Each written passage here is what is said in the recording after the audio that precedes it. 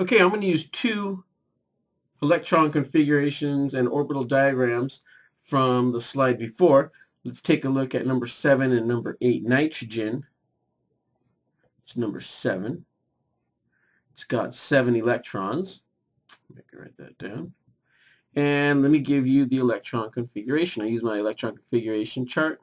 I determine that the electron configuration is 1s2, 2s2, that's 2 electrons, 4 electrons, 2p3.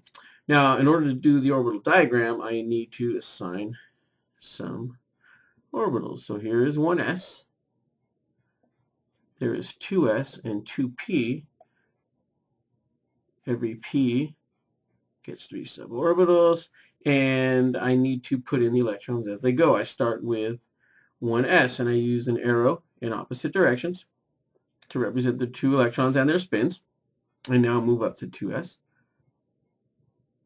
Notice it's 2s separate than 2p. It's not the whole second energy level. It's 2s first, then I deal with 2p.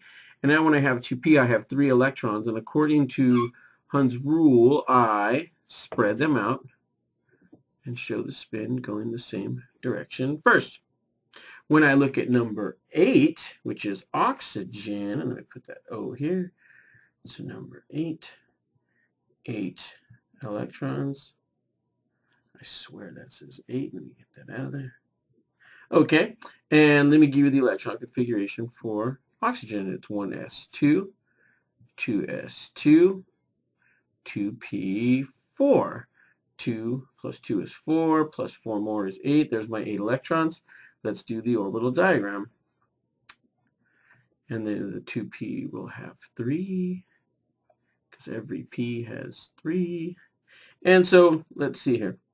I start off with my 1s first. That's 1 going up, 1 going down, showing opposite spin, Pauli exclusion principle. I now move to 2s. There's 1 going up and 1 going down. I now move to 2p, and according to the rules, right, Hund's rule, I need to spread these out with the arrows going the same direction. 1, 2, 3, except that's 7. I have 1 more, and after I filled up every p orbital, I can then come back and put my arrow going the opposite direction, and that is a total of 8. 1, 2, 3, 4, 5, 6, 7, 8. And that would meet the rules. I could not, let's say, for example, look at number 7. What I could not do is put 2 in the same box. That would not satisfy Hund's rule. That is not okay to do. I have to make sure that I spread these out first. So in order to do that, I can only put 1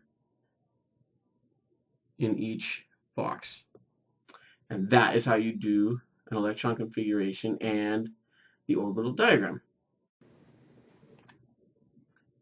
Okay, something else to remember is that these s and p orbitals and d orbitals all have shapes.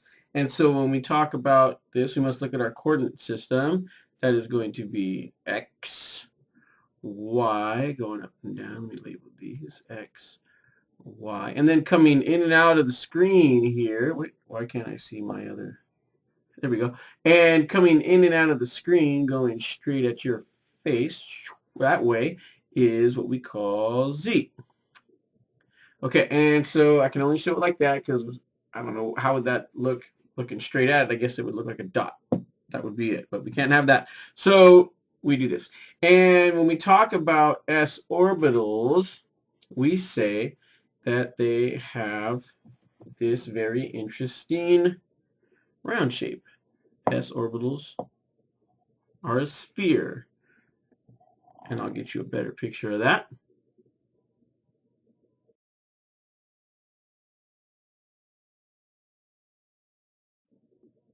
And we say that p orbitals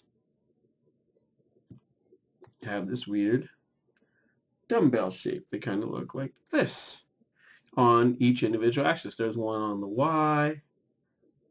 This would be, I'm no artist, one on the x, and I guess that would be one coming straight out of the board. I don't know what that would look like.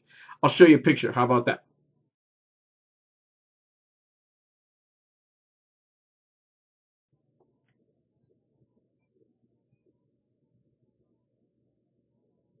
And we have d orbitals that do something totally different, and I'm not even going to try.